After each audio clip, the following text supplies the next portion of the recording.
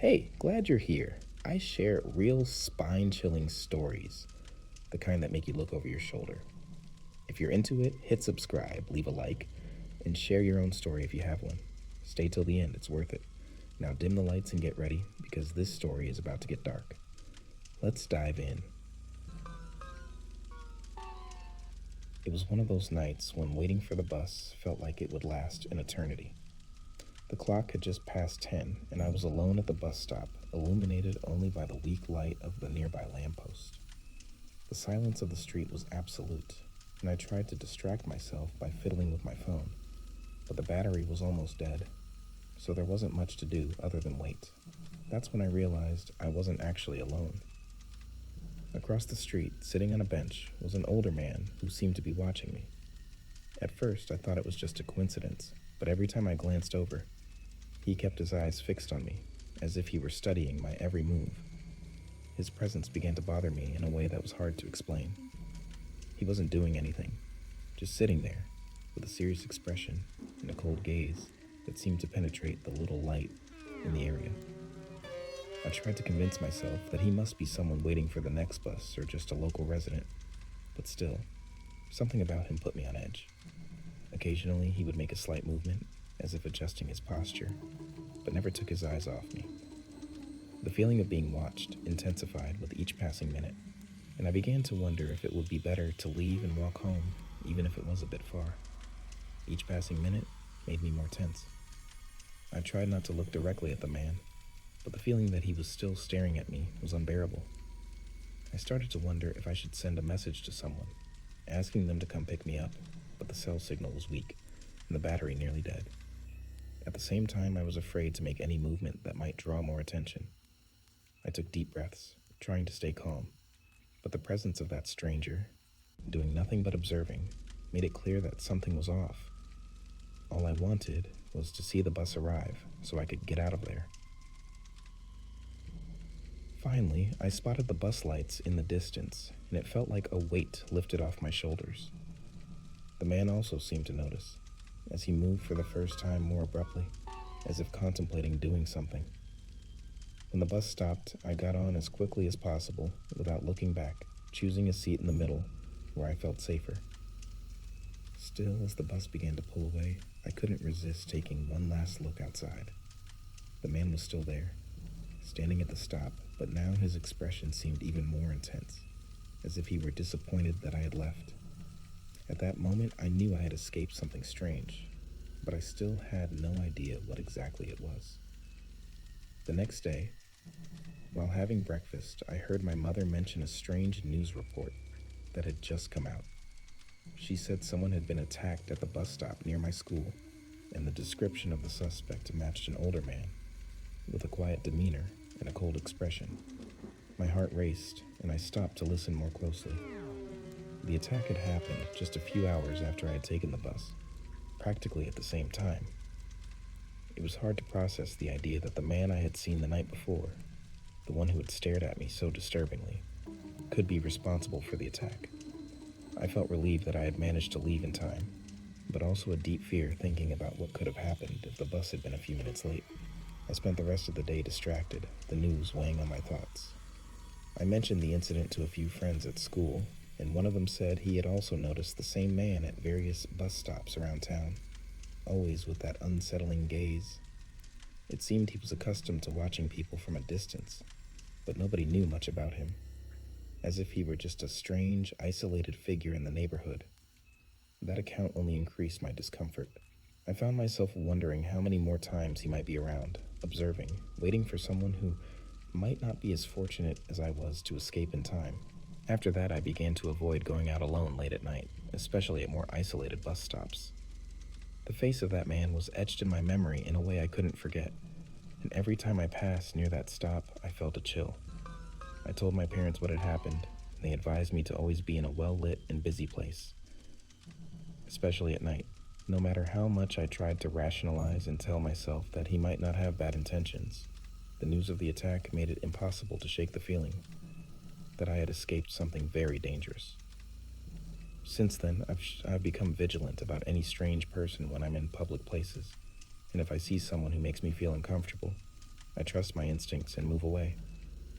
The experience of being watched so intently by someone who could have done harm still haunts me to this day. Whenever I hear stories about attacks at bus stops, I remember that night and the silent man on the bench, and I can't help but think that somewhere he might still be doing the same to others who, like me, are just waiting for the next bus.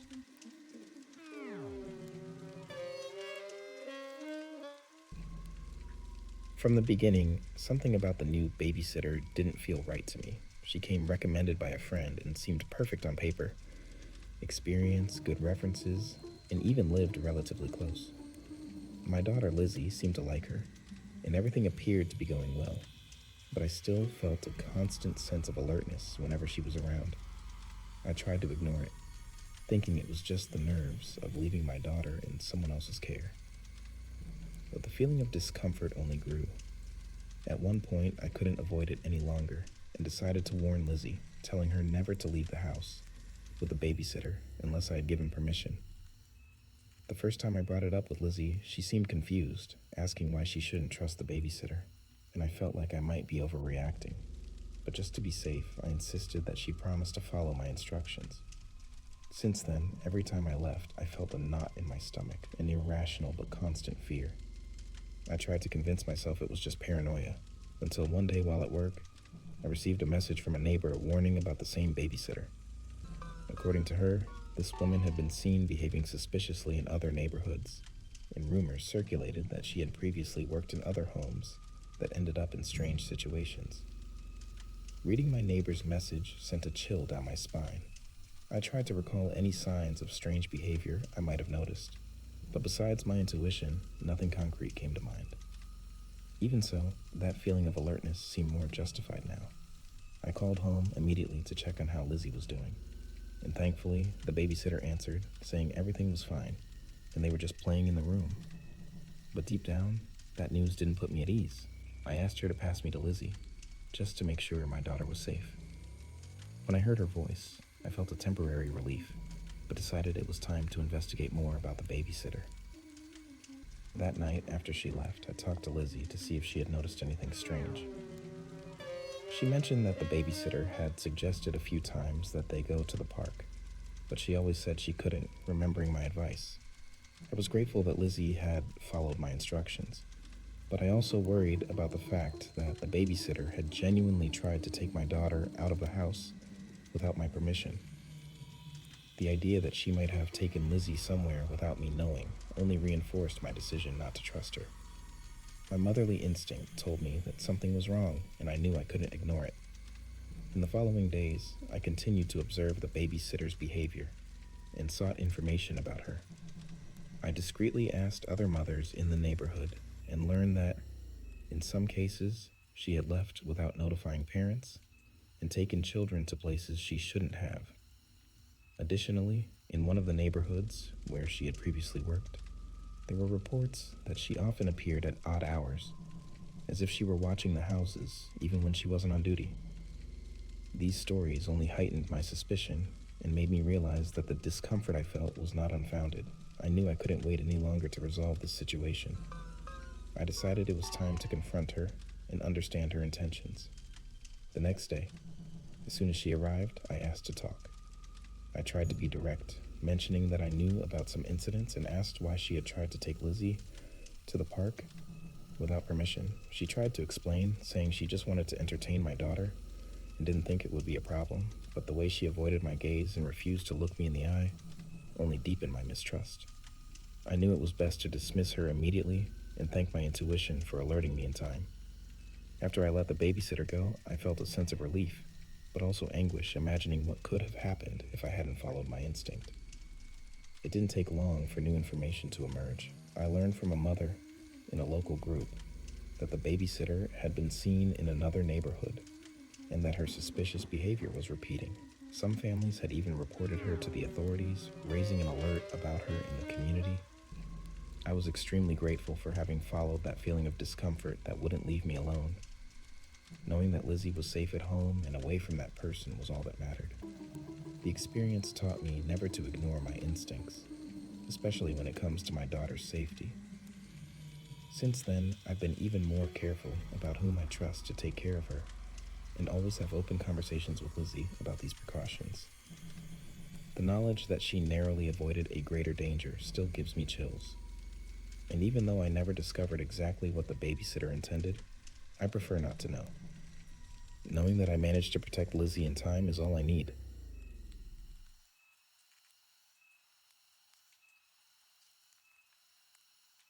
When I received a call for an interview at a hotel in the city, I was excited. They told me it was a recruitment event and that they were looking for young professionals for a series of new opportunities. It was exactly the kind of advancement I was looking for. And even though the interview was in a somewhat unusual location, the hotel was well known, so I didn't see any reason for concern. On the scheduled day, I put on my best professional outfit and headed there, eager to present my resume and possibly land a new position. As soon as I arrived at the hotel, something felt off. The lobby was almost empty, with only a receptionist who barely glanced at me as I entered. I waited for some sort of sign indicating the recruitment event, but there was nothing. I asked the receptionist about the interview, and he nonchalantly told me it should be in the conference room at the end of the hall. As I approached the room, I began to feel a slight unease. The lack of movement and the deserted atmosphere of the hotel made me a bit uncomfortable, but I pressed on, trying to ignore the foreboding feeling. Upon entering the conference room, I was surprised to see that no one was there, except for a man who introduced himself as the recruiter. He seemed to be waiting for me and greeted me with a wide smile. But something in his gaze made me uneasy. He didn't even look at my resume. Instead, he began asking very personal questions, like where I lived, with whom, and whether I had someone to pick me up after the interview. I tried to steer the conversation back to my experience and skills, but he kept insisting, casually yet persistently wanting to know more about my personal life. My discomfort only grew. Every answer I gave seemed to prompt more strange and unprofessional questions, and I could no longer hide my unease. At one point, he strangely mentioned that the hotel had rooms available in case I needed to spend the night and rest after the event. That's when I realized that no one else was coming for this so-called interview. I was completely alone, and the event he had mentioned clearly didn't exist. My instinct told me it was best to leave as quickly as possible. I did my best to remain calm and made up an excuse, saying that I had an appointment soon and needed to leave. He insisted that I could stay a little longer, once again mentioning the option to rest at the hotel, but I was already determined to leave. I stood up, politely thanked him for the opportunity, and began to walk toward the door, trying not to show how uncomfortable I was. He followed me to the hallway, still smiling, but I sensed a certain tension in his expression, as if he were frustrated for not getting what he wanted. As soon as I left the room, I felt a wave of relief, but I knew I wasn't completely out of danger until I was outside the hotel. I walked quickly down the hallway without looking back, and when I reached the lobby, I noticed that the receptionist had vanished. The hotel was even emptier than before, and the feeling that something was wrong intensified. I hurried out as fast as I could, and only truly relaxed when I reached the sidewalk and saw the bustle of people around me. After that day, the thought of interviews in unusual places made me extremely suspicious. I still get chills thinking about it, wondering what could have happened if I had ignored my instinct and stayed there. In the following days, the experience continued to haunt me, and I shared what happened with a few friends. One friend suggested that I check if the company was indeed conducting interviews in hotels. When I called the number in the email I received, I discovered it was not associated with any legitimate company. There was no record of recruitment or any event that day. It felt like a final warning that something very suspicious was afoot. The experience taught me to be even more cautious and to always verify information before accepting any proposal that seemed out of the ordinary. Since then, I've been much more careful about the opportunities I accept, especially when they involve meetings in unconventional places. The feeling of having escaped a potentially dangerous situation has never left me, and today, I trust my instincts much more. I've realized that sometimes listening to that uncomfortable feeling can make all the difference between an ordinary experience and a true nightmare. I may never know the true intentions of that recruiter, but I hope that sharing this will help others stay more alert as well.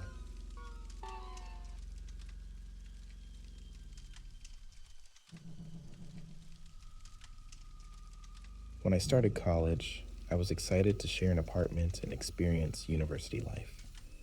My new roommate, Laura, seemed friendly, and in the first few weeks we got along well. She was organized, helpful, and even showed me around some places on campus.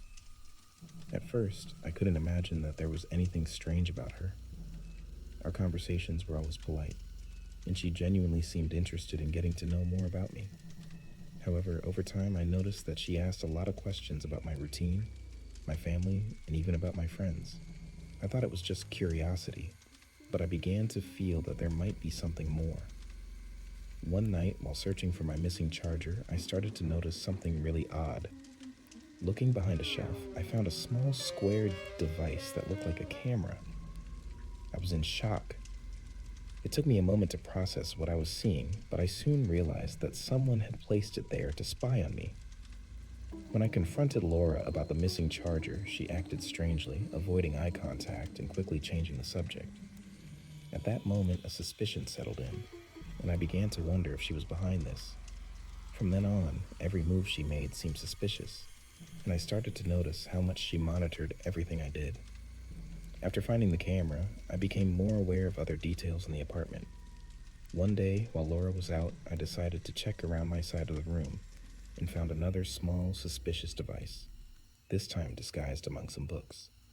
My heart raced. I decided to dig deeper, and while rummaging through Laura's drawers, I accidentally found a notebook filled with notes about me, my schedule, friends, activities, and even little details from conversations I had.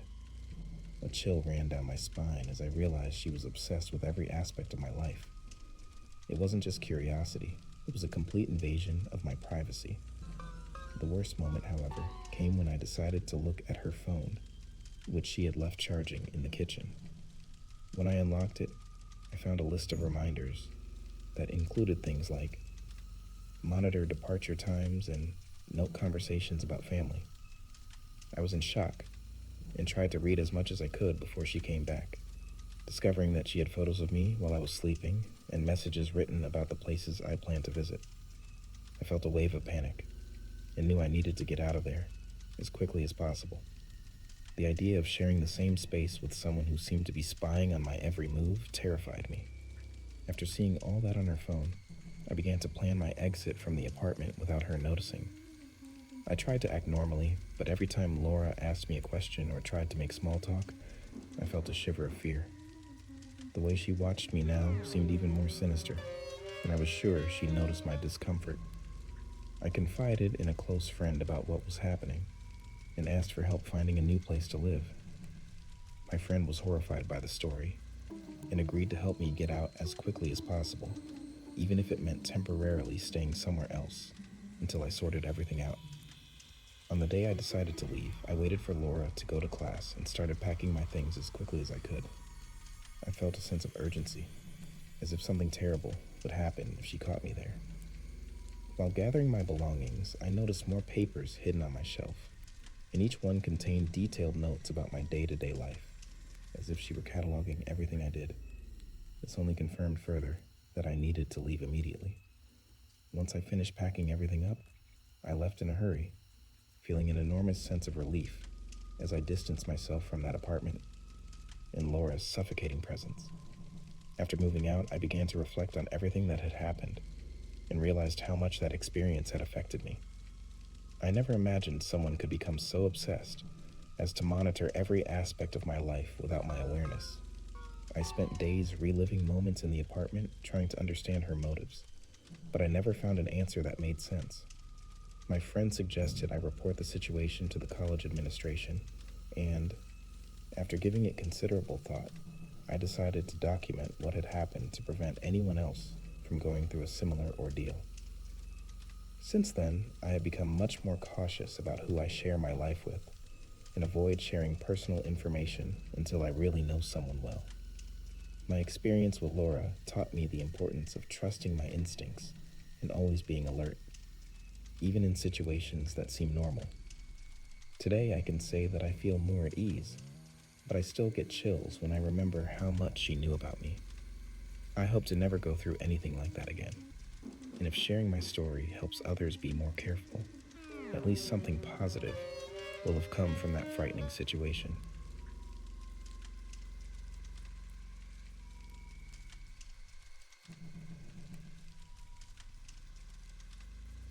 It all started with a note left on my windshield. I thought it was just a prank or a mistake until I read its content. The note said something like, "You look even prettier in red. I like the coffee you chose today." I was confused at the time, but I didn't think much of it, assuming someone might have mistaken me for someone else. However, the next day, there was another note. This one was more specific, mentioning the exact time I left home and details about my route to work. That's when a reality hit me. Someone was watching me closely and knew exactly what I was doing, where I was going, and even what I was wearing. From that day on, the notes started appearing more frequently, each one more detailed than the last. I began to feel constantly watched, as if every move I made was being closely followed. The tone of the messages fluctuated between compliments and almost mundane observations about my routine, but the idea that someone knew so much about me was terrifying. Whoever it was knew my schedule better than I realized, and I soon understood that the notes contained such specific information that the person must have been very close to me, perhaps even living in the same building. My routine turned into a paranoia. Every time I went downstairs to get my car, I looked around, trying to identify anyone who might be watching me. I started changing my schedules, leaving and returning at different times. But even so, the notes kept showing up on my windshield.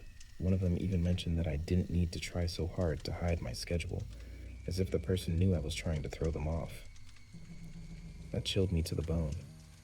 The thought that someone was noticing every little change I made and could anticipate my moves began to rob me of my sleep.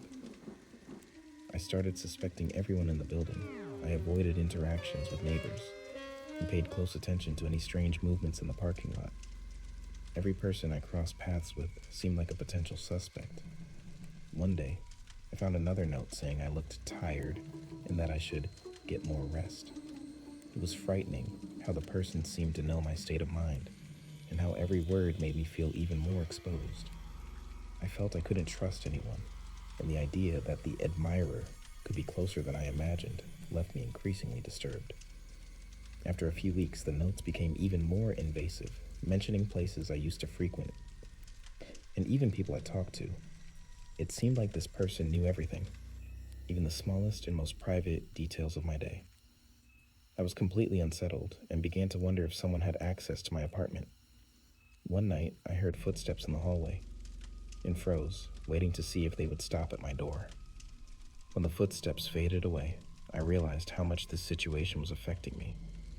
I could no longer relax even inside my home, always feeling like I was being watched.